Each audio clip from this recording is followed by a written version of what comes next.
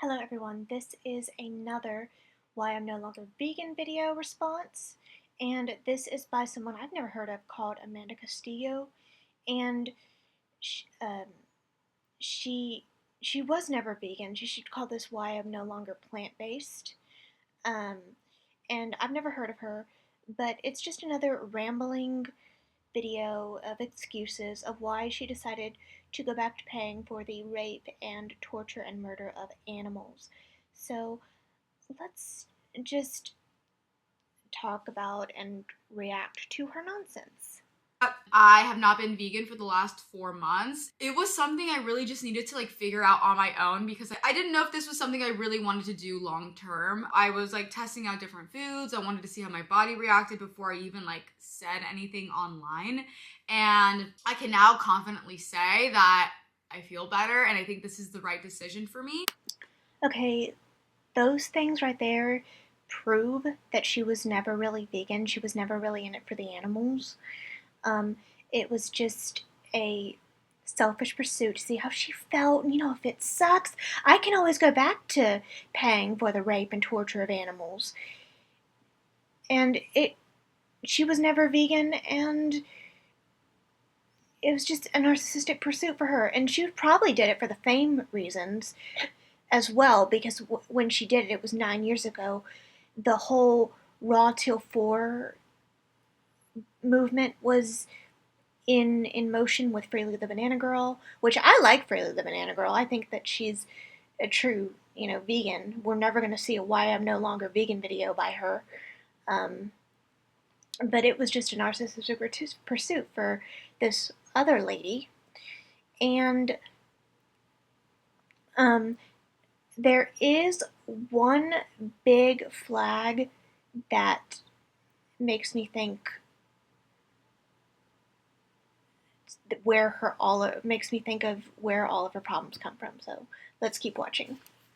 I did struggle with an eating disorder my sophomore year of high school. I had it for a year and I had a really unhealthy relationship with food. Luckily, I was able to recover from that. I had a great support system and I was just fully excited to just eat all the foods again, without any internal pause. So I binged ate like crazy. By the time I hit the beginning of my senior year, I got really, really ill. Turns out my gallbladder was going to burst. I genuinely think I just put my body under so much stress. And before that, I also had my appendix removed when I was in middle school. I am now down 2 organs. I don't have an appendix. I don't have a gallbladder. I had to reflect a lot and I was like, dude, what am I doing wrong? And that's when I really discovered veganism on YouTube and it solved everything internally for me. I was like, I'm eating all these healthy foods. I'm doing all these great things for the planet and I'm gonna also look great. So I went vegan and I went vegan overnight. Okay, so another person that had an eating disorder and found veganism. A lot of anorexics tend to find veganism because it is restrictive, and they are doing it to lose weight, and then they bring their disorder, their eating disorder, to what is supposed to be a healthy lifestyle. And this is really sad, and it waters down the message of veganism. It hurts veganism. And she has had sounds like she's had a lot of organ damage because of her anorexia. And she probably wasn't eating, she goes into what she's eating later. We're going to review that and talk about that. But you can have permanent organ damage. This is not anything to mess with. And I think it's crazy that a lot of anorexics are coming to veganism. It's hurting the vegan message. So that's a big red flag that she did struggle with an eating disorder. Another raw till 4 vegan, which she's going to talk about in a little bit, but she was raw till 4. Another raw till 4 vegan that was hiding her eating disorder. Good job. Oh, if any of you watched vegan content around that time, this was the very beginning of 2015, and the types of diets that were promoted for being vegan were wild, raw till 4, 80-10-10. I followed a raw till 4 pretty religiously, which is like I was eating like raw fruits and vegetables until 4 p.m. and then after 4 p.m. that's when I could finally eat cooked foods, and that was usually like very basic starchy cooked foods like a huge bowl of white rice or chopped up potatoes that were like cut into french fries. I kept it very, very basic. I was obsessed with lemon pepper back then. I would like douse that stuff in lemon pepper, lime juice, hot sauce. I'm like salivating talking about it. I followed that stuff religiously based on just the YouTubers I was watching. Like Freely the Banana Girl was a huge one. I would make smoothies with 10 bananas in it. 10 bananas. Like that in itself is 1,000 calories. I would have that. I would throw so much spinach in there, and that was my breakfast. And then for lunch, I would have 5 apples. I would chop them up and I would like douse them in like cinnamon. For dinner, I would have this like fat bowl of cooked white rice, and I would like eat it with like maybe lettuce and just like, make these little lettuce cups. It's so embarrassing looking back, but that's like just what was normalized back then. And what's crazy also, I gained a lot of weight actually. I gained like 20 or 30 pounds, but it was weird because I just didn't care. It's something I like look back so fondly on because I went vegan for the wrong reasons, but I stayed for the right reasons. I loved how I felt. I loved what it stood for. And at that point, I just didn't even care what my body looked like. This is just a mindset that I had back then. Like there were good foods and bad foods, and vegan foods are just like all good foods. So I ate as much as I wanted. I didn't feel bad about it, and it was great. Okay, so right there, she admitted that she was never vegan because she was not vegan for the animals. She was vegan to try and probably lose weight because of her eating disorder, and everyone and their mother found raw till 4 in like 2014, 2015, and she did it for weight loss, but then she said she gained weight and she didn't care. She probably did. She's probably lying about that. And it is just frustrating that veganism, the vegan plant-based diet, I don't want to say vegan diet because, you know, it's plant-based, it's not vegan. If you're just doing the diet, you're not vegan. So the plant-based diet gets a lot of people with, you know, an effed up mental state who are anorexic because they can starve. And, uh, you know, she probably was underestimating the amount of calories she was eating. She, you know, she just brought a sick mindset to a vegan lifestyle. And she said she was eating like dates and rice with lettuce. Like, where are your beans? When did beans become like the devil? I don't understand. You have these nut jobs that don't talk about whole grains. They don't talk about beans. It's just either fruits and vegetables and then rice and then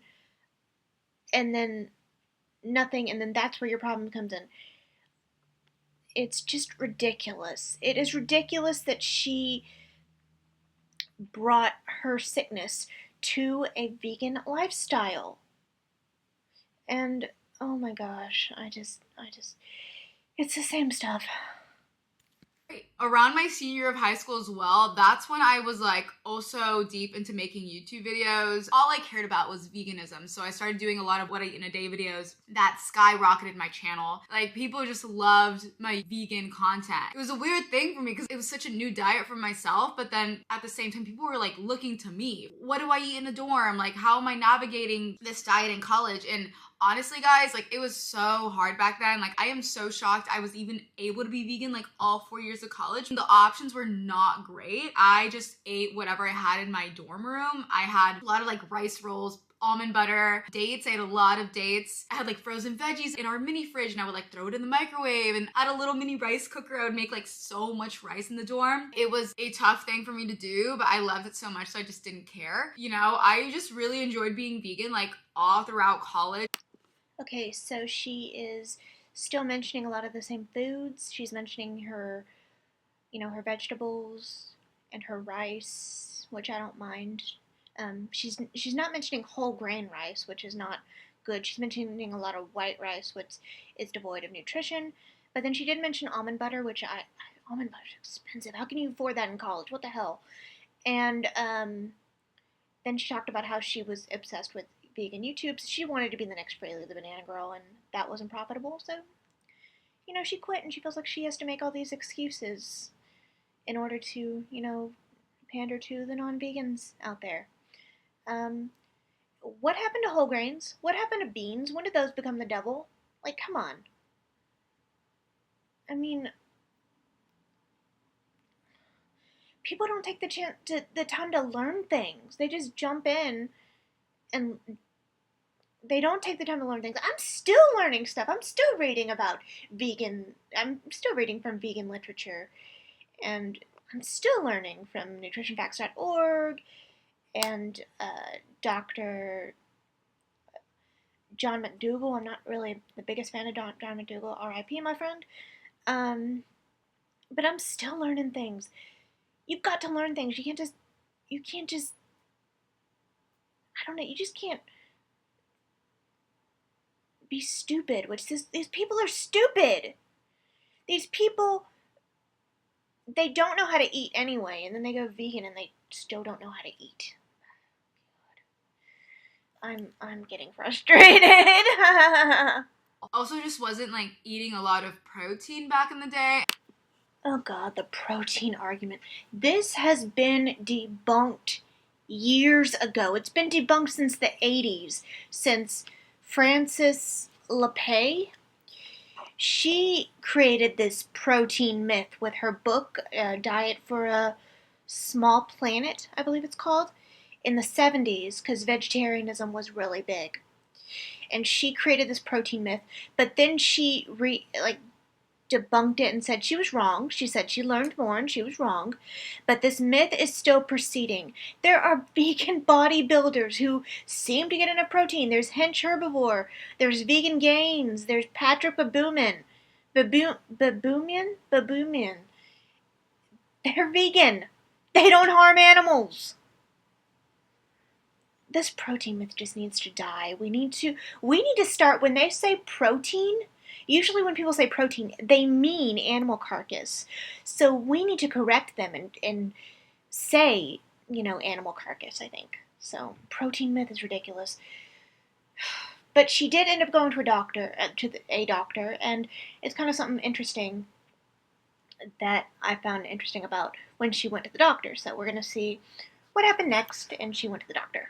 I ended up going to the doctors because I was like, something's wrong with my digestion. They did a blood test on me. It turns out I'm like slightly sensitive to like wheat, tomatoes, and peanuts. Okay, it was interesting to me because, first of all, I don't eat bread too much, and the only time I eat hamburger buns is when I'm eating hamburgers, which that is like the biggest wheat product that I probably eat. I do have tortillas a lot, but those can usually be substituted for corn tortillas, so you could have substitute wheat for corn. And there's a lot of grains, whole grains. Again, she doesn't mention whole grains that are wheat free that I enjoy.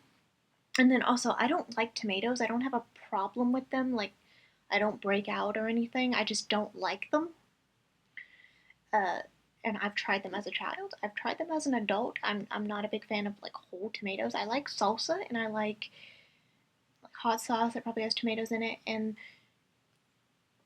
sauce for like pizza and stuff. Vegan pizza, of course. And but a whole tomato, that's a no-go. I've tried them. I've tried them as an adult. I've tried them as a child. It's not working for me. And then peanuts. There are things you can substitute for peanuts. I know peanuts is a common allergy. There's almond butter, which it sounds like she was having. But so just that's something interesting. Oh, and the thing I forgot to say about the protein thing is she was probably starving, because there's really not. I mean, it's really hard to get a protein deficiency. You'd have to really starve or just be eating one type of food. You were under eating. So that is my weird fact about me about tomatoes and bread and peanuts. Okay. Now we're getting close to the end, where she goes back to paying for the torture, rape, and murder of animals, and she's just so happy about it. It's really quite disturbing. Let's get into this. Oh my gosh. And I was like, you know what? F it. I'm just gonna like try out different foods now. I'm just gonna do it. And I loved it. What about your victims? These foods that you are starting and choosing to eat, animal carcass and secretions, have victims, both animal and human, because the, violence goes up where there's a slaughterhouse. Um, Animals are getting stuff ripped out of them without anesthesia. They're being bred just to be killed. Oh, but you don't care about that anymore. You never did. Okay.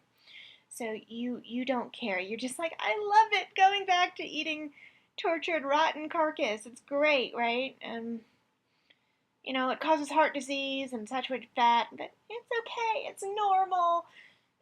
I'm so sick of these idiots. Oh my god.